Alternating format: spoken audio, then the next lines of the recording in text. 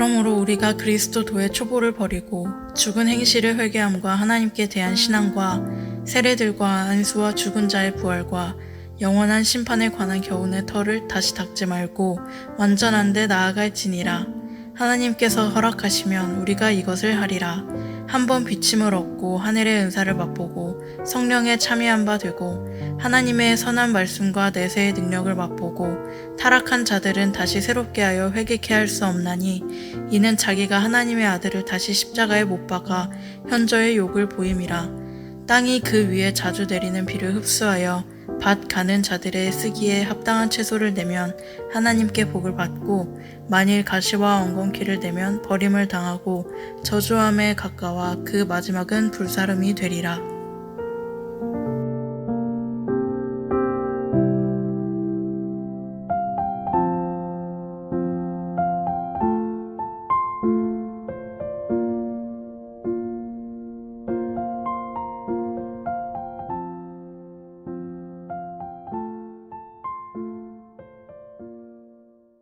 오늘 우리 주희가 읽어준 말씀으로 제목이 뭐죠? 우리 오늘 계속 닦으면 벗겨지기만 할 뿐 이라는 제목으로 함께 말씀을 나누도록 하겠습니다. 자, 오늘 본문은 그러므로 이거 제가 또 꺼야 되거든요. 잠시만요. 지금 리버브 많이 들어가서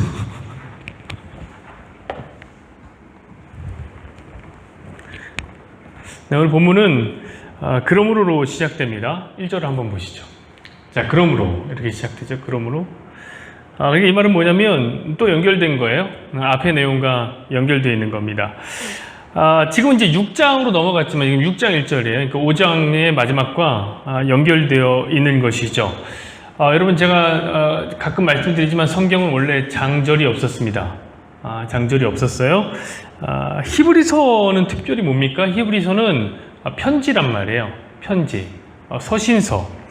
여러분 누구한테 편지 쓸 때 장절을 정해놓고 씁니까? 그렇게는 잘 안 하지 않습니까? 1장 1절 사랑하는 누구에게 오늘은 날씨가 참 맑구나. 1장 2절 작년에는 이때까지 참 더웠는데 올해는 가을이 부쩍이나 빨리 찾아왔구나. 이렇게는 우리가 편지를 안 쓴단 말이죠. 그냥 쭉 쓰는 거예요. 쭉. 성경도 그래요. 처음부터 그냥 쭉 쓰여져 있습니다. 근데 이제 성경을 인쇄를 하다 보니까 특별히 우리가 함께 다 모여서 예배를 드리다 보면 말씀을 찾아야 되는데 이 말씀 찾기가 영 불편한 거예요. 그러니까 뭐 페이지를 써놔도 뭐 200페이지에 14번째 줄 그러면 하나 둘 셋 넷 이렇게 해서 찾아야 되잖아요. 그게 불편하니까 이제 장과 절을 나눈 겁니다. 그런데 이제 이것도 나눈 사람이 뭐 성경 전문가가 나눈 게 아니라 이제 인쇄하는 인쇄업자가 나누다 보니까 이게 약간 좀 어색한 부분들이 있어요. 나누는 게. 오늘 그래서 이게, 그러므로 사실 연결돼야 되는데, 이 5장과 6장은 나눠지니까 어색하단 말이에요. 그런 의미에서 우리가 약간 큐티 같은 걸 할 때 조심해야 돼요. 조심해야 될 필요가 있어요. 여러분, 하지 말라는 게 아니라, 조심해야 된다. 여러분도 가끔 느끼시지만 저는 어떤 류의 큐티를 되게 좋아하지 않습니다.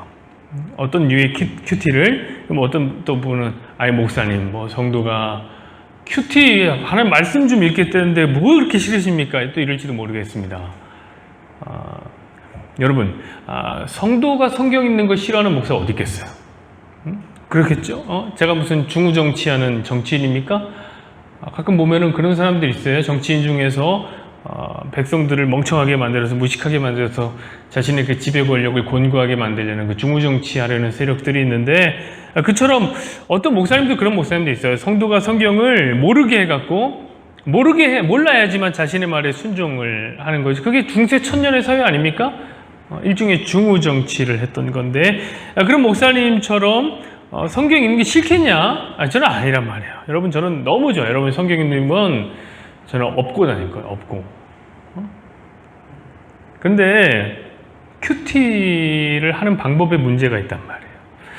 성도들이 큐티하는 법에 문제가 있어요. 자, 날마다 성경을 약간씩 쪼개놓은 것을 읽는단 말이에요. 그리고 거기 그 읽는 것을 삶에 적용까지 해요. 자, 문제는 그것인데 그렇게 나눠놓은 부분들이 매우 이상할 때가 많아요. 이렇게 쪼개놓은 부분이. 근데 그 나눠놓은 부분이 이상한데 그걸로 적용까지 한단 말이에요. 여러분, 제가 늘 말씀드리잖아요. 여러분, 성경은 적용하라고 주신 말씀이 아니에요. 사람들은 적용해놓고서 마치 숙제 끝난 학생처럼 굉장히 자유를 느끼는데, 성경은 하나님께서 자신의 뜻을 알려주시기 위해서 적어 놓으신 거예요. 자, 그러면 알면 돼요. 그냥 알면 돼요. 자, 그리고 그 뜻을 이루기 위해서 하나님이 어떻게 일하시고 계신지 이 하나님의 열심을 적어 놓은 책이 성경입니다. 그러면 알면 돼. 보면 돼요. 하나님이 어떻게 일하시는 걸. 보고 경탄하면 돼요. 와, 하나님이 이렇게 일하시는 분이구나. 그게 찬양이란 말이에요. 오늘 우리가 찬양했잖아요. 주님 어찌 날 사랑하시는지. 와, 이거 경탄한 거란 말이에요. 날 친구로 삼으셨네. 어떻게 나 같은 자를 친구로 삼으셨어? 여기 무슨 적용할 게 뭐 있어요? 주님 날 친구로 삼았다는데. 그게 성경이고 그게 큐티법입니다. 자꾸 적용하고 우리가 쉽단 말이죠. 그게 이상하다. 더 이상한 건 적용하는 내용이 엄청 이상해요. 예를 들면 마태복음을 보다가 이제 10처녀 비유를 보게 됩니다. 슬기로운 5처녀, 미련한 5처녀를 보고 거기를 이제 적용하기 시작합니다. 이렇게 적용하는 거죠. 미련한 5처녀는 깨어있질 않아서 신랑 되신 예수님에게 버림을 받았어요. 저는 그 성경을 읽었어요. 저는 그걸 보고 깨어있어야 되겠다는 생각을 했어요. 그래서 저는 새벽 기도를 하기로 작정을 했습니다. 자, 이렇게 적용을 한단 말이에요. 여러분, 어떻게 생각하세요? 물론 여러분, 새벽 기도를 한다는 건 굉장히 좋은 거죠. 너무 행복한 일이죠. 그러나 이상하죠. 왜냐하면 여러분, 성경을 잘 보면 알겠지만, 마태복음 25장을 잘 보면 알겠지만, 신랑 되신 예수님이 신부를 만나러 오는 시간은 한밤중이란 말이에요. 한밤중에 오세요. 다 잠들어 있어요. 한밤중에 오세요. 그러면은 만약에 적용을 하면 밤샘 기도를 해야지 왜 새벽 기도를 하냔 말이에요. 제가 또 이런 말 하면 두렵습니다. 왜냐면 또 우리 목사님 새벽 기도 하지 말랍니다. 또 새벽 기도 안 할까봐. 여러분, 제가 요즘에 무슨 말을 못 하겠어요. 제 의도는 그게 아니거든요. 근데 뭐 주일 성수 11조 이것이 신앙의 바로미터가 아닙니다. 이렇게 얘기를 하면 그냥 안 해버려요. 이거 어떻게 해야 될지 잘 모르겠어요. 제가 하지 말라고 한 게 아니잖아요. 하지 말라고 한 게 아닌데, 그저 율법주의적인 그 태도, 나 주일 성수하면서 신앙생활 잘하고 있다고 믿는 그 태도를 버리라는 거지. 여러분, 그럼 또 이렇게 말하면 어떡할래요? 너희의 물질이 있는 곳에 너 마음이 있다. 이렇게 얘기하면 어떡할래요? 이 말씀을 얘기하면 어떡할래요? 그럼 또 그거 가지고 우리 목사님 요즘에 돈독이 올랐나 보다. 이렇게 또. 여러분, 너무 자기한테 유리한 대로 말씀을 들으시면 안 됩니다. 근데 적용이 딱 그렇다면, 적용이 딱 자기에게 유리하게 해요. 딱 자기가 할 수 있을 만큼만. 그렇지, 적용이라는 건 내가 할 수 있을 만큼만 하는 거란 말이에요. 그리고 마음의 평안을 누린다. 여러분, 누가 성경을 읽으면서 마음의 평안을 누리라고 했습니까? 성경을 읽으면 마음의 평안을 누리면 안 돼요. 여러분, 성경을 읽으면 마음이 두려워야 돼요, 사실. 수많은 믿음의 선지인들, 특별히 선지자들이 하나님의 말씀을 들을 때 다 죄를 뒤집어 쓰고 내가 죽게 되었구나 라고 외쳤습니다. 야, 내가 죽게 되었구나. 저기 서빙고동에 가면 두란노 출판사라는 건물이 크게 하나 있습니다. 거기 위에 보면 엄청나게 큰 옥외간판이 있는데, 거기 보면 그렇게 적혀 있습니다. 큐티하면 행복해집니다.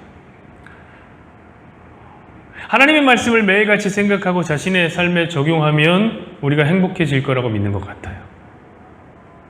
저는 큐티하는 사람들이 그런 생각으로 큐티하지 않았으면 좋겠어요. 성경 그렇게 적용하면서 읽는 게 아닙니다. 삶은 그저 반응으로 나타날 뿐. 더 큰 문제는 적용도 물론 자기 마음대로 하지만 결론이 안 나는 데서 끊어버리는 게 제일 큰 문제. 여러분, 10처녀의 비유를 제대로 알려면요, 10처녀의 비유만 읽어서 안 돼요. 그 아래에 있는 비유도 쭉 읽어야 돼요. 달란트 비유도 알아야 돼요. 그 아래에 있는 양과 염소의 비유도 다 읽어야 돼요. 그래야지 제대로 10처녀가 이런 거구나, 그걸 알게 된단 말이에요. 근데 중간에 뚝 잘라버리고 어떻게 바르게 이해했다고 말할 수 있겠습니까? 근데 바르게 이해도 못했는데 또 거기 적용까지 또 한단 말이에요. 자, 이게 문제라. 자, 물론 이제 성경을 읽는 시야가 착 열린 사람들은 큐티 하셔도 돼요. 성경이 무슨 말씀을 하는구나, 예수님에 대한 이야기를 하는구나 아시는 분은 큐티 하십시오.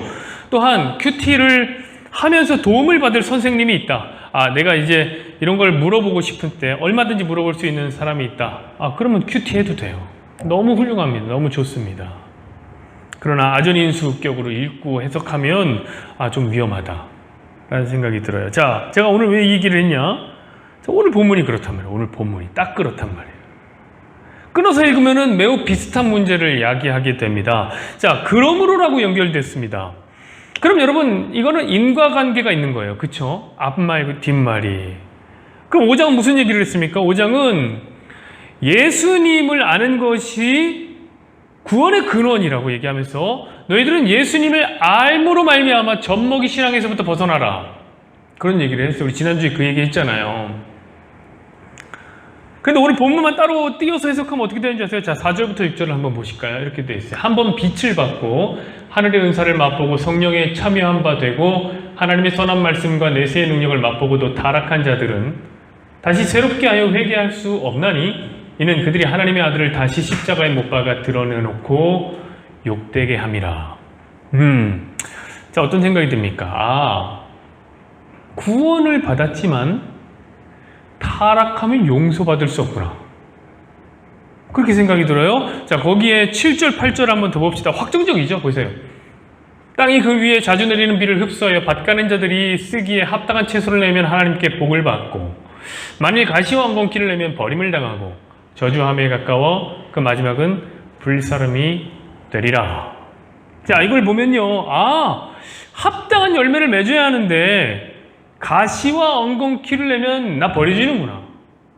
야, 마지막엔 불사름을 당하겠구나. 그럼 합당한 열매란 과연 뭘까? 야, 내가 성경 읽다가 어디서 열매를 봤는데 성령의 9가지 열매구나. 성령의 열매. 오직 성령의 열매는 사랑과 희락과 화평, 인내와 자비와 양통, 충성함, 절제는 이 9가지 열매를 맺어야 되는구나. 자, 그때부터 자신을 채찍질하기 시작합니다.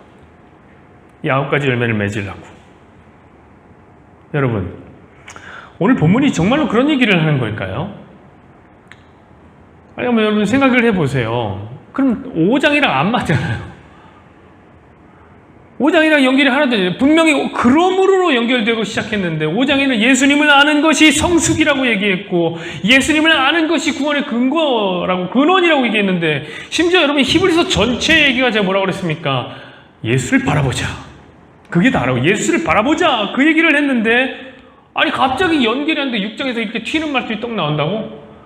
그게 아니란 말이에요. 여러분 성경을 이어서 안 보면 아무 문제의식 없이 또 이런 줄 알고 나 행위를 안 나타내면 또 버림받나 봐. 이렇게 된다고.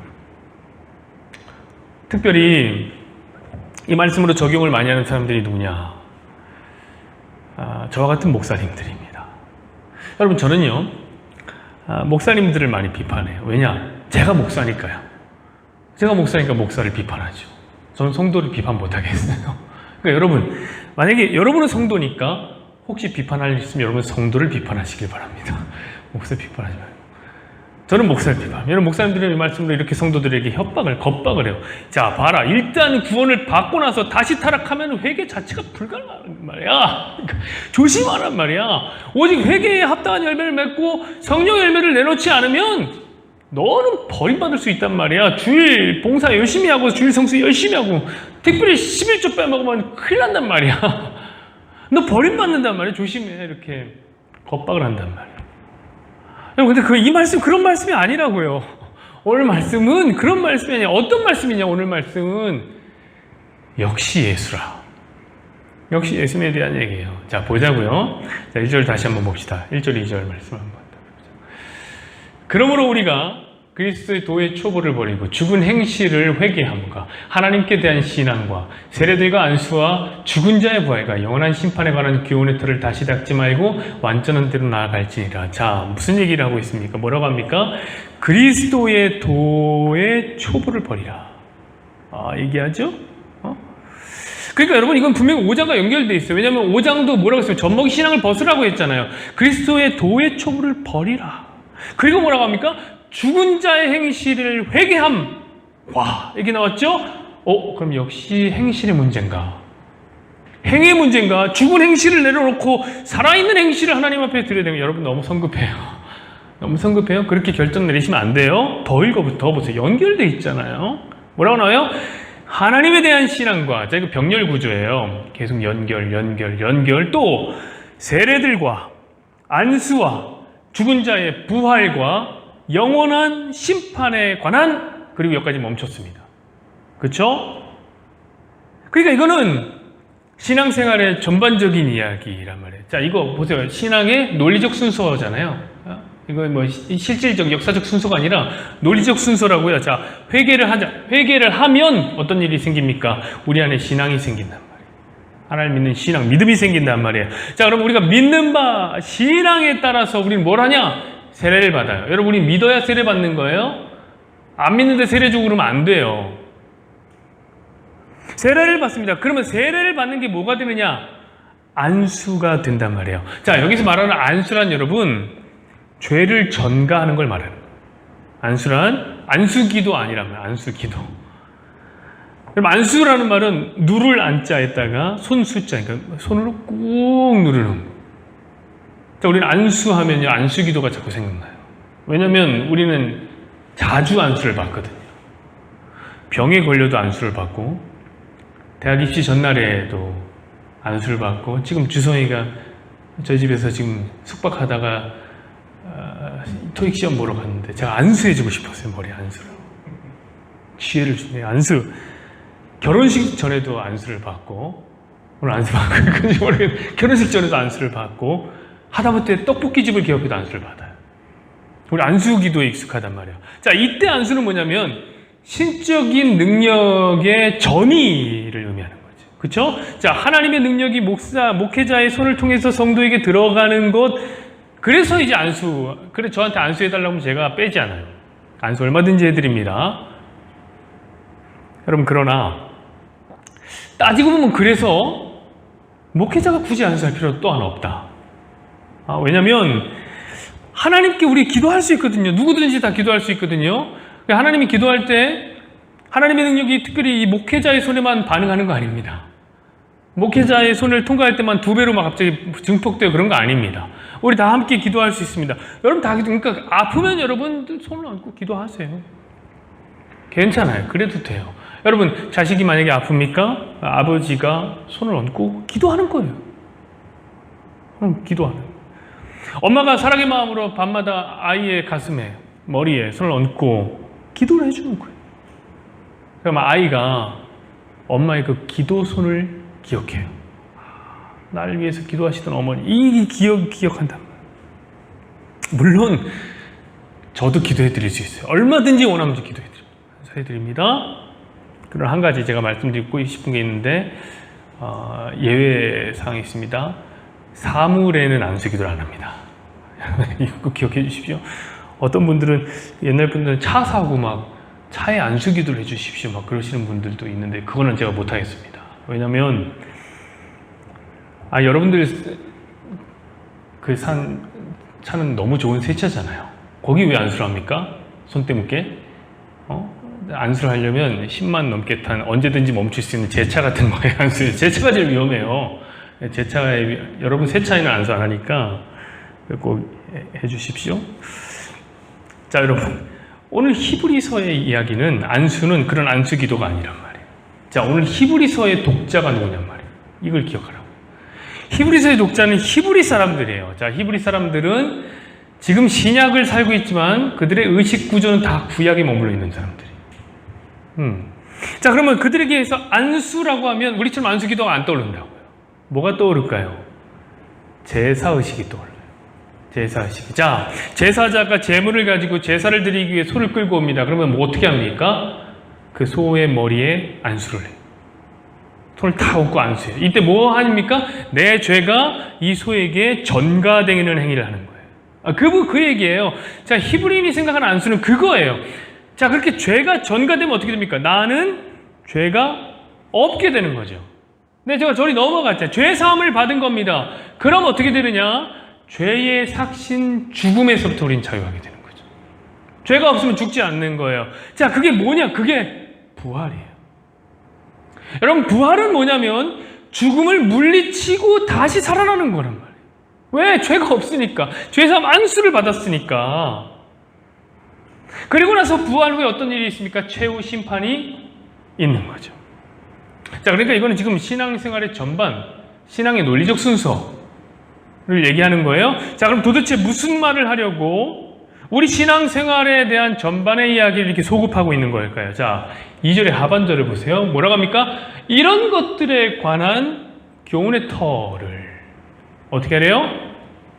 다시 닦지 말래요. 이게 무슨 말인가? 여러분, 우리는 어떻게 배웠습니까? 우리는 어떻게 배웠습니까? 늘 닦으라고 배웠어요. 계속해서 신앙을 갈고 닦으라고 배웠어요. 그게 맞다고 배웠어요. 근데 히브리서는 뭐라고 합니까? 이런 것들 다시 닦지 말아라. 이렇게 얘기한단 말이에요. 왜? 지금까지 잘못 닦고 있었으니까. 자, 여러분, 히브리인들이 갈고 닦았던 그런 신앙의 터가 뭡니까? 그거 율법주의라는 거예요. 그게 인간보의 신앙이죠. 하나님 말씀을 잘 지켜야 구원받는다.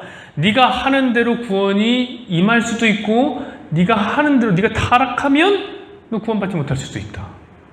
이게 율법주의. 그게 바로 오늘 본문을 따로 해석했을 때 나타나는 반응이었잖아요. 그렇죠? 이 본문을 따로 해석하면 내가 구원받은 다음에 타락하면 나 이제 용서 못 받는구나. 그 얘기로 결론 나는 거란 말이에요. 사랑하는 여러분, 오늘 본문은 뭐라고 얘기했냐면 다시 터를 닦지 말라고 하고 있어요.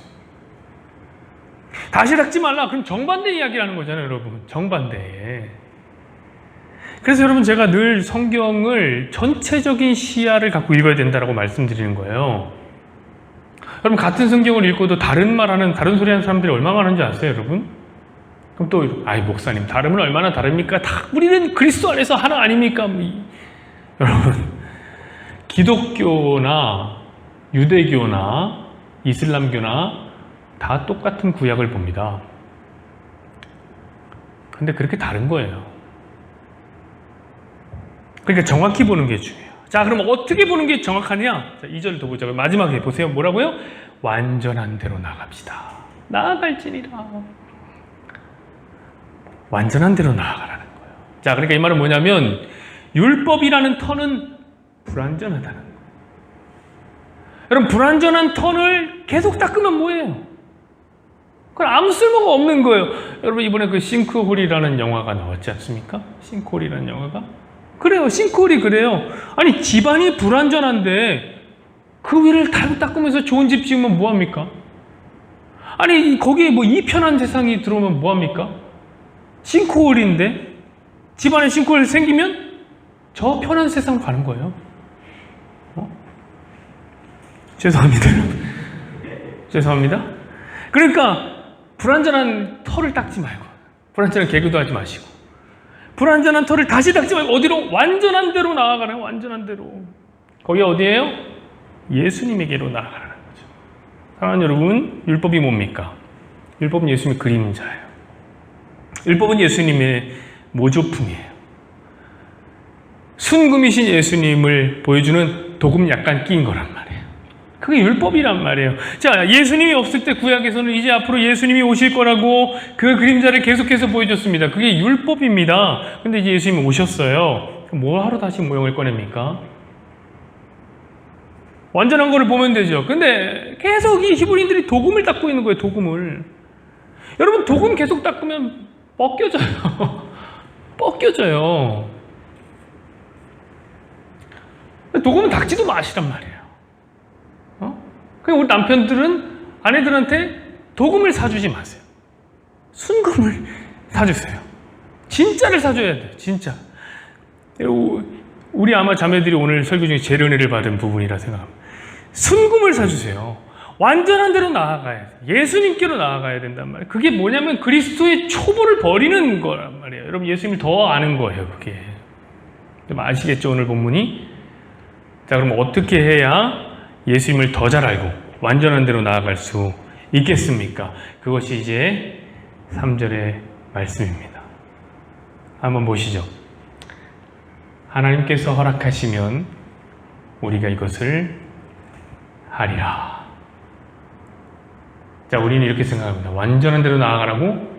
와, 하나님 어떻게 하면 제가 완전한 데로 나갈까요? 말씀만 해주십시오. 내가 어떻게 하든지 다 말씀대로 완전한 데로 나가겠습니다. 이렇게 의욕이 불타십니까? 우리 3절은 얘기야. 저는 하나님의 이런 자신감이 좋아요. 까불지 마. 네가 뭘 할 수 있어. 하나님이 허락하시면 하는 거야. 우리는 어떻게 예수님께로 나아가느냐? 마지막 순간까지도 우리가 무엇이든지 하려고 합니다. 아, 그래? 완전한 데로 나아가? 내가 어떻게 하면 완전한 데로 나갈까? 아니야. 하나님이 허락하시면 하는 거야. 하나님 그 꿈 알리십니다. 여러분, 하나님이 허락하셔야 가능한 일입니다. 그럼 그러니 이게 얼마나 감사한지 저는 이거 보는데 너무 감사했어요. 왜냐하면 우리는 이미 완전한 예수님께로 나아온 사람들이니까. 우리는 이제 모형인 율법을 안 따르니까. 우리는 완전한 실체 대신 예수님을 따르니까. 특히 우리 태바 식구들은 더 다시는 이 털을 안 닦잖아요. 그 율법의 터 안 닦으려고 하잖아요. 여러분, 그게 어떻게 가능한 겁니까? 여러분이 남들보다 더 똑똑해서 그런 겁니까? 아니에요. 여러분 남들보다 더 많이 노력하고 성경 보기 때문입니까? 그건 더더욱 아닙니다. 여러분 다 압니다. 왜 그러냐면 하나님 허락하셨기 때문에 그런 거예요. 감사하죠. 모든 영광을 하나님 앞에 올려드립니다. 자, 그러니까 이제 4절 이후로 나오는 4절 이하에 나오는 사람들은 뭡니까? 한번 4절 이하를 한번 볼까요? 한번 빛을 받은 사람들, 하늘의 은사를 맛본 사람들, 성령의 참여함을 받은 사람들, 하나님의 선한 말씀을 맛보고 내세의 능력을 맛보고도 타락한 자, 이 자들은 뭐예요?